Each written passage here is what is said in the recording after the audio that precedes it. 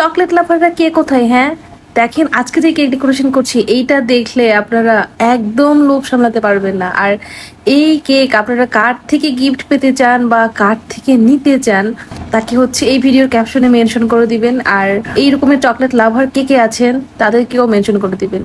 দেখেন আমি এখানে কতগুলো কিটক্যাট নিয়েছি আর এই কিটক্যাট দিয়েই আজকের এই কেকটি ডেকোরেশন হবে। তো তার জন্য প্রথমেই কেকটিকে এই তো কাভার করে নিয়েছি, গার্নাশ দিয়ে নিয়েছি। তার উপরে হচ্ছে এই তো একটা হচ্ছে 2D নজেল দিয়ে এরকম একটু কিছু চকলেট ক্রিম দিয়ে এভাবে ছোট ছোট ফ্লাওয়ার টাইপের করে নিলাম। এরপর এই তো কিটকাটে যে বারগুলো আমি প্রত্যেকটা বার এভাবে একটা একটা করে আলাদা করে নিছি। তারপর এই তো কেকের উপরে এভাবে হচ্ছে একটার পরে একটা দিয়ে সাজিয়ে নিচ্ছি। আর ক্লায়েন্ট হচ্ছে রেফারেন্স পিকচার দিয়েছিল একটা, সেই পিকচারেও সেম এমন করে দেওয়া ছিল। সো আমি এমন করে দিয়েছি আর ক্লায়েন্টও চেয়েছিল যাতে আমি হচ্ছে কিটক্যাট চকলেট ইউজ করি। সো এখানে কিটক্যাট চকলেট দিয়ে করছি। তো দেখেন সবগুলো বার এখানে হচ্ছে কেকের উপরে দেওয়া হয়ে গেল। এরপর একটা পাইপিং ব্যাগে চকলেট গানাশ নিয়েছি, নিয়ে জাস্ট হচ্ছে কেকের উপর দিয়ে এরকম হচ্ছে রাউন্ড করে করে দিয়ে নিলাম। দিয়ে কেকের ডেকোরেশন কমপ্লিট হয়ে গেল। আর বোর্ডে হচ্ছে ক্লায়েন্ট যে লেখা লিখতে বলেছিল সেটা লিখে নিয়েছিলাম।